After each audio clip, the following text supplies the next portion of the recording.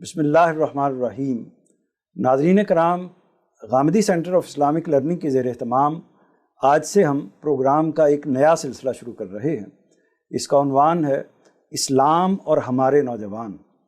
عنوان ہی کے لحاظ سے اس میں ہم نوجوانوں کے مسائل پر بات کریں گے، ان کے ذہنوں میں علمی، فکری، سماجی، معاشرتی لحاظ سے جو بعض ایشوز ہو سکتے ہیں ان کو زیر بحث لے کے آئیں گے۔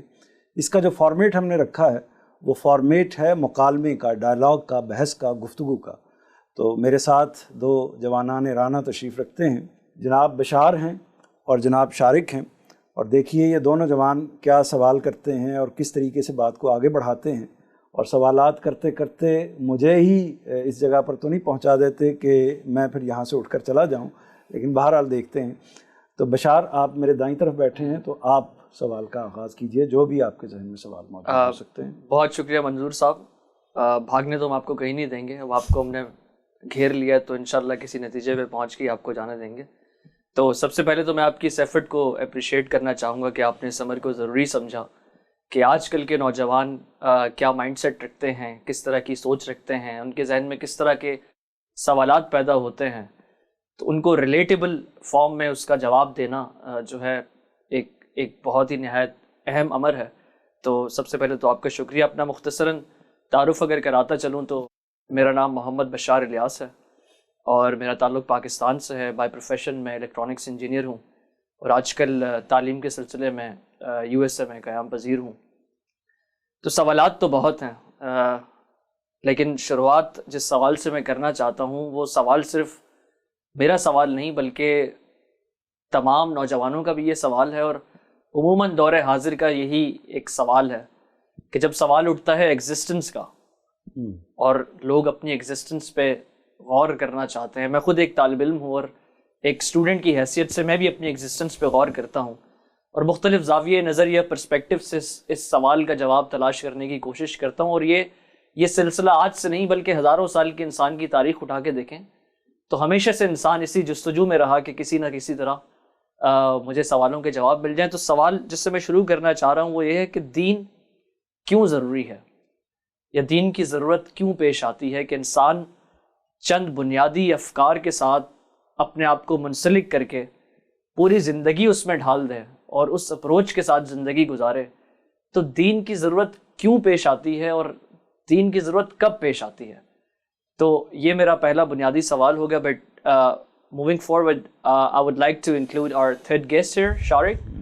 Please give us a bit of introduction about yourself and give us your thoughts that is it a valid question to be raised? Thank you, Bashar, and thank you, Manzoor Saab, for having me. My name is Shariq, of course. I'm Pakistani, but I live in the US, and I work here in film.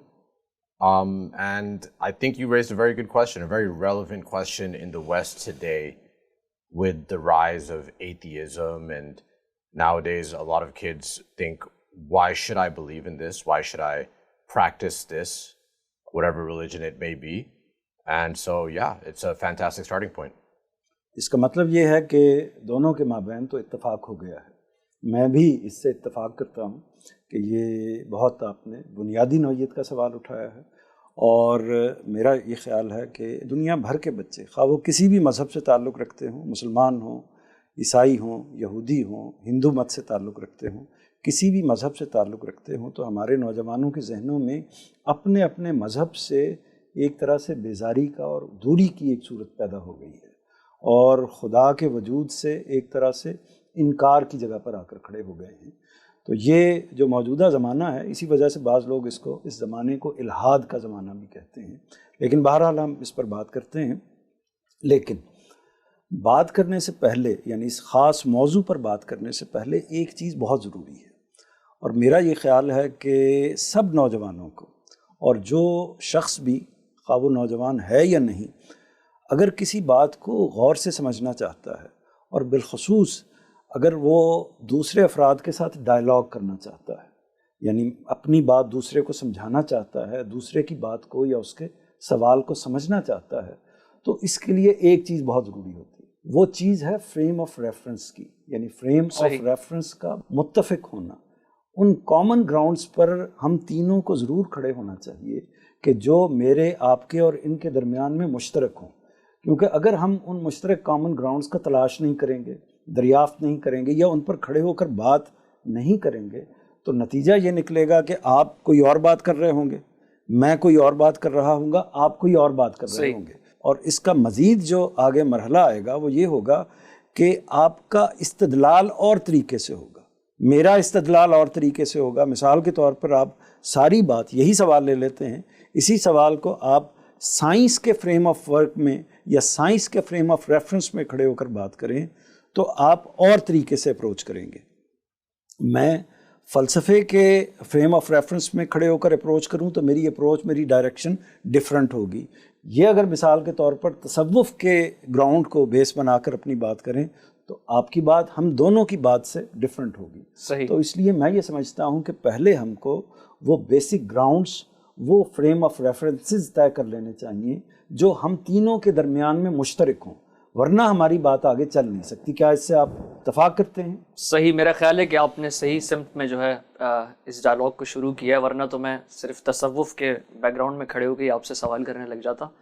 لیکن یہاں تک تو بات سمجھ آ گئی کہ frame of reference یا common grounds کا ہونا ضروری ہے، لیکن کیا آپ اس کی مزید وضاحت کر سکتے ہیں کچھ ایگزامپلس کے ساتھ کہ کیوں یہ ضروری ہے؟ اور مطلب اگر ہم فارمل ایک ڈائلاگ کریں تو اس میں ہم یوزلی روزمرہ جو کرتے ہیں تو اس میں ہمیں کوئی اس طرح کی بنیادی کامن گراؤنڈس کو ڈھونڈنے کی یا اس پہ متفق ہونے کی ضرورت پیش نہیں آتی، تو کچھ ایگزامپل کے ساتھ اگر آپ واضح کر دیں گے تو میرے خیال میں زیادہ بہتر ہو جائے گا۔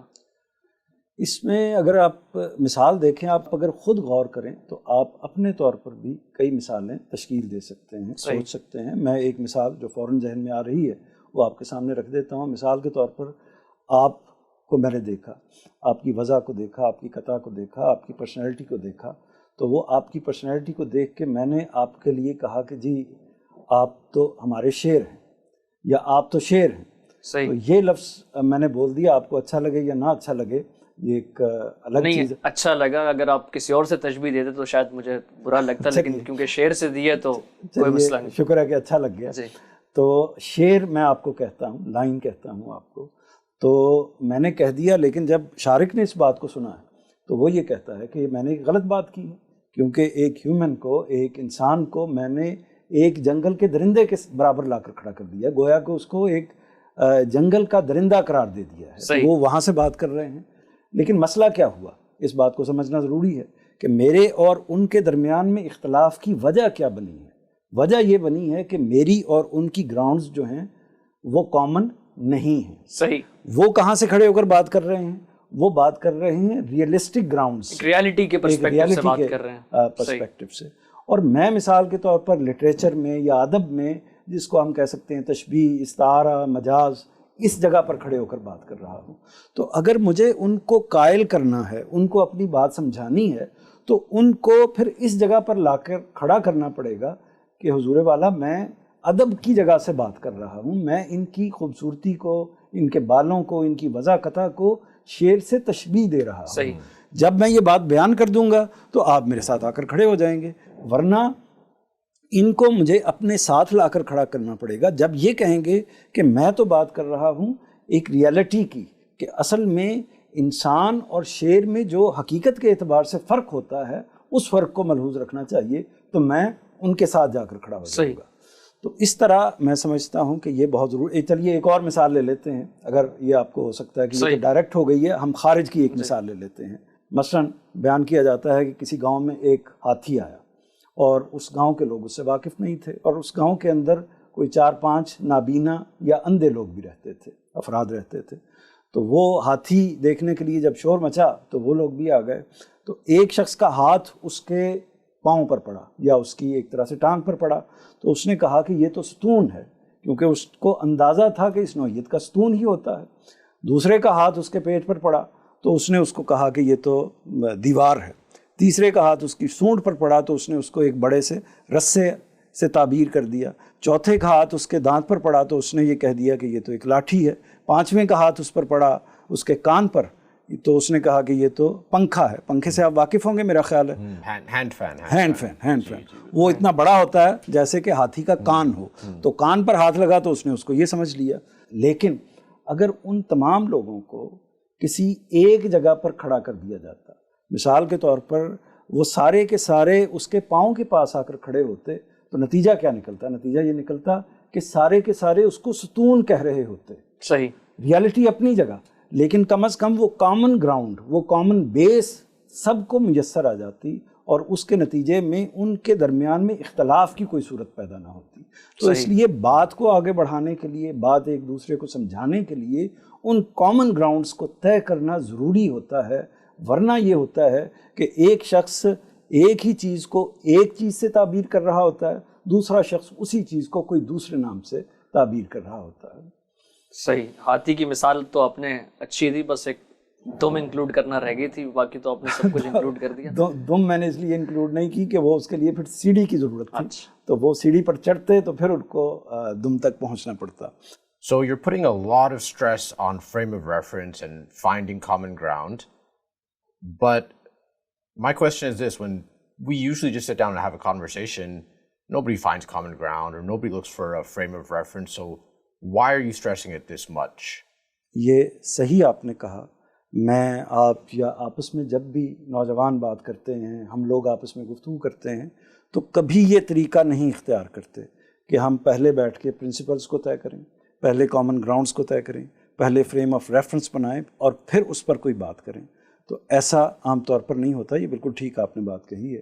لیکن میرا خیال یہ ہے کہ اس کا جو نقصان ہوتا ہے خاص طور پر علمی مباحث کے اندر، اس کا نقصان یہ ہوتا ہے کہ ہم ایک بڑی لمبی گفتگو کر رہے ہوتے ہیں اور بات چلتی چلی جاتی ہے تو نتیجہ نہیں نکل پاتا. نتیجہ کیوں نہیں نکل پاتا؟ کیونکہ مثال کے طور پر آپ ایک بالکل ڈیفرنٹ جگہ سے بات کر رہے ہیں، میں ایک ڈیفرنٹ جگہ سے بات کر رہا ہوں، اور خاص طور پر جب وہ مذہبیات کی نوعیت کی چیز ہو جس کے ساتھ آپ کی ایموشنل اٹیچمنٹس بھی ہوتی ہیں، اس نوعیت کی چیز ہو، تو پھر ہم کسی جگہ پر کھڑے نہیں ہو سکتے. نتیجہ یہ نکلے گا. اس کو ایک اور مثال سے میں واضح کر دیتا ہوں. مثلاً یہاں کوئی صاحب آئیں اور آ کے مجھ سے یا ہم سے پوچھیں کہ یہاں سے لاہور کتنا دور ہے. میں اس کے جواب میں یہ کہوں گا کہ جی تقریباً 12,000 کلومیٹر دور ہے. آپ بھی یہی بات کہیں گے، آپ بھی یہی بات کہیں گے. تو اس کا مطلب یہ ہے کہ لیکن ہم نے اس سے پہلے کوئی ڈسکس نہیں کیا، ہم نے کوئی پرنسپل پہلے سے طے نہیں کیے. لیکن حقیقت کیا ہے؟ حقیقت یہ ہے کہ ایک پرنسپل ہم تینوں کے درمیان اور ان صاحب کے درمیان انڈرسٹوڈ ہے.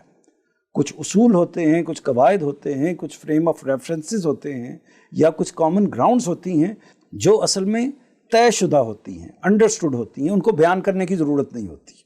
تو میں بھی جو بیان کروں گا ہو سکتا ہے کہ ان کو بیان کرنے کی ضرورت نہ ہو، لیکن چونکہ مذہبیات کے میدان میں، فلسفے کے میدان میں وہ چیزیں بیان ہوتی رہی ہیں اور بعض اوقات وہی چیزیں بحث کا باعث بن جاتی ہیں، تو اس لیے علمی موضوعات پر کبھی کبھار ان کو بیان کرنا پڑتا ہے.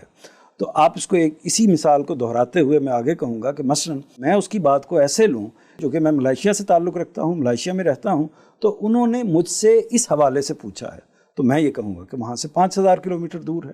یہ کہیں گے یہ کراچی سے تعلق رکھتے ہیں، یہ کہیں گے کہ یہاں سے 1,000 کلومیٹر دور ہے. آپ 12,000 کلومیٹر کہیں گے تو فرق پڑ گیا نا. تو فرق کیوں پڑا ہے؟